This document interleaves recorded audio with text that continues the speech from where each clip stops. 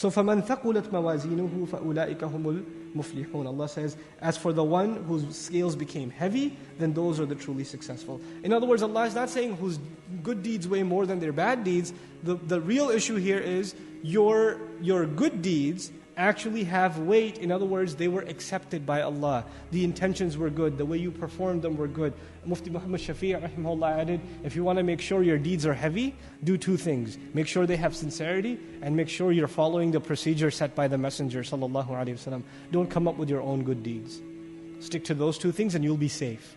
So Allah, and He says, in His Allahu A'lam, He says that in my estimation, the weight of a deed will be judged by two things: how sincere you were, and how close to the Sunnah of the Prophet it was, sallallahu alaihi wasallam. And the closer you are, and the more sincere you are, the heavier that even the small deed becomes. It becomes heavier and heavier. May Allah Azza wa Jal make our scales heavy. In other words, what we're learning over and over again is good deeds have weight. Bad deeds have no weight. Because when Allah seizes their deeds, Allah says, I will refuse to establish any wazn for them. I will refuse to establish any weight for them. This is a contrast from what we read in Surah Al-Zilzal. We read, فَأَمَّا, when Allah Azza wa Jalla says, فَمَنْ يَعْمَلْ مِثْقَالَ ذَرَّةٍ خَيْرًا يَرَهُ وَمَنْ يَعْمَلْ مِثْقَالَ ذَرَّةٍ شَرًّا يَرَهُ. They will see the weight, even the weight of a speck they will see. But it wasn't being weighed yet. It was just being what? Seen. But then the intentions were added. When the intentions were added, there was no iman in those intentions. They became weightless, and now we come to these ayat. Now the scale is worthless. Okay, there they at least saw this. Maybe it weighs something. Maybe it's something. But when they come to this, haba'an manthura, it's become worthless. وَمَنْ خَفَّتْ مَوَازِينُهُ فَأُولَٰئِكَ الَّذِينَ خَسِرُوا أَنفُسَهُمْ فِي جَهَنَّمَ خَالِدُونَ. And whosever scales were made light. Now the word, I keep translating scales, but it's those things that are to be weighed also. Because mawzoon, the word, if it's the plural of mawzoon, it's not just scales, it's the objects that are put on the scale. If those objects themselves are heavy, or if those objects themselves are light, that's part of the meaning of the ayah. So it's the deeds themselves that are carrying weight. Then he says, okay, so if the deeds become heavy, فَهُوَ فِي عِيشَةٍ رَاضِيَةٍ, then he will be in Isha. Now, Isha is different from Hayat. The English translation, Isha, Hayat translated as life. Okay? Isha comes from Aish in Arabic, which means to have a life in which you have no worry of food and shelter. Okay? Any life is Hayat. أَخَصْ مِنْهُ Isha. Isha, there's no worry about food and shelter, meaning the necessities of your life are not a concern for you at all. Then you are in Aish. Those of you who speak Arabic, or Urdu rather, Aish kar rahe hain. Right? You know what that means? Oh, we're living it up. No worries. Right? It's kind of derived from there. But the Arabic meaning originally is exactly that. It's to have a life free of concern. This is actually the life that's described even of wild animals in the woods, because there's no shortage of shelter and there's no shortage of predators, especially. There's no shortage of prey that they can pounce upon. فَهُوَ فِي عِيشَةٍ. Then there's the word radiyah. The word radiyah literally means the one who is pleased. Literally it means the one who is pleased. So as an adjective of Isha, it's actually unique. A life that is pleased. A life full of pleasure. ذَاتِ رِضًا, which is how some Mufassirun have interpreted it, is correct. A life that is full of contentment. But in Arabic rhetoric, you can say, an overjoyed life. You didn't describe the person, you described the life. Right? You didn't describe the person, but you described the life. And this is so to understand that the entire life, not a moment, not a breath will go by where the joy won't be there. Where the joy will be missing. Where the contentment will be missing. There will not be a moment of boredom or of dissatisfaction. So عِيشَةٍ رَاضِيَةٍ ذَاتِ رِضًا, as for example Al-Alusi rahimahullah says. So now we come to the horrifying next ayah, وَأَمَّا مَنْ خَفَّتْ مَوَازِينُهُ. As for the ones whose scales are lightened. Takhfif in Arabic, to lighten. And you know what's really cool about this? On the Day of Judgment, we want this huge burden of good deeds, right? But in this dunya, when Allah gives us ahkam, you know what He says? يُرِيدُ اللَّهُ لِيُخَفِّفَ عَنْكُمْ. Allah intends to lighten your burden from you. In other words, when you follow Allah's commandments, life in this world becomes light. Life becomes easy and your scales are getting heavier in the Day of Judgment. The contrast between the two things in the Qur'an's language. وَالظَّاهِرْ أَنَّ الْمُرَادْ بِهَا بِهَاوِيَةٍ جَهَنَّمَ. So he says, وَأَمَّا مَنْ خَفَتْ مَوَازِينُهُ فَأُمُّهُ هَاوِيَةٌ. And as for the one whose scales became lightened, the ayah ended. It didn't go straight to فَأُمُّهُ هَاوِيَةٌ. It stopped there because he wants you to think. As for the one whose scales became light, you stop there. You don't just go straight to فَأُمُّهُ هَاوِيَةٌ. لِيَدَّبَّرُوا آيَاتِهِ. You reflect on every single ayah. You stop and reflect on it. What's going to happen? And what's the worst that could? What the kafir is saying, yeah, so it became light. What's the big deal? And Allah Azza wa Jal adds now, He teaches. He says, فَأُمُّهُ هَاوِيَةٌ. Both words, very, very powerful.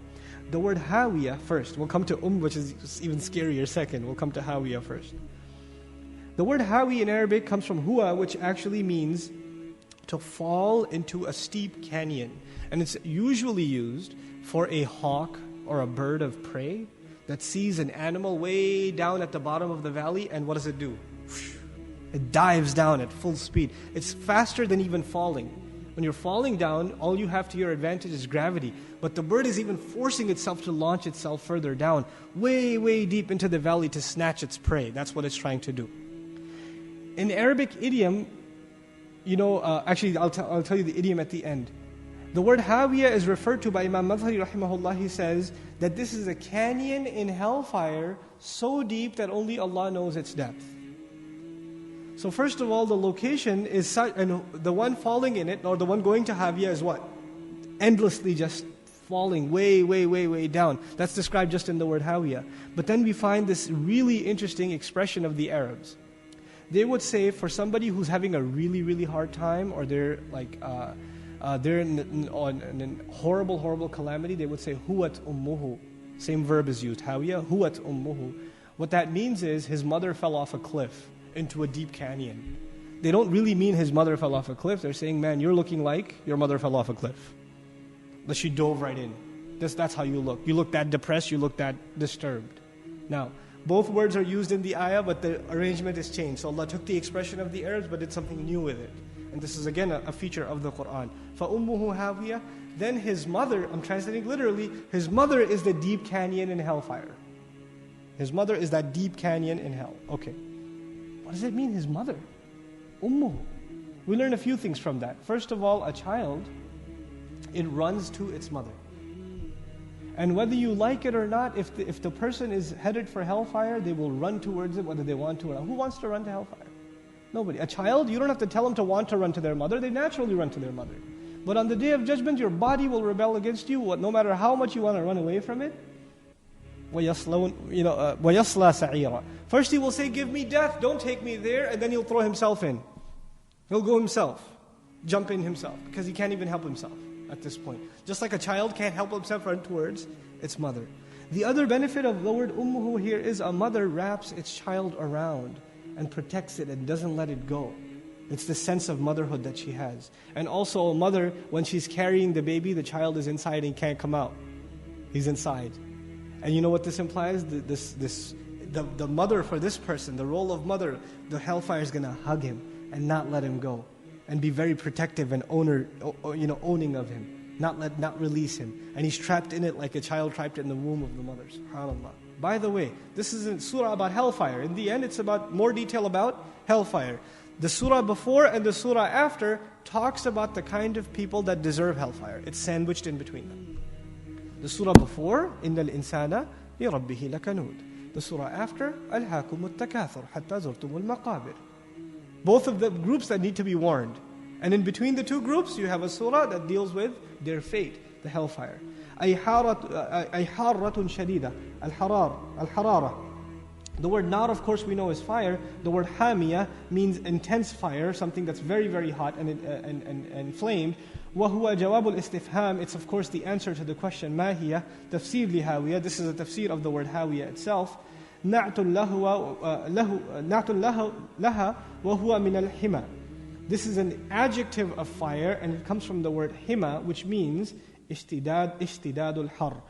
It means the intensity of flame and fire. Of course, we learn from prophetic narrations of the sallallahu alaihi wasallam that the fire of hell is at least 70 times, meaning the fire we have here in the world is one of 70 parts of the fire in hell and its intensity. May Allah Azza wa Jal protect us from it.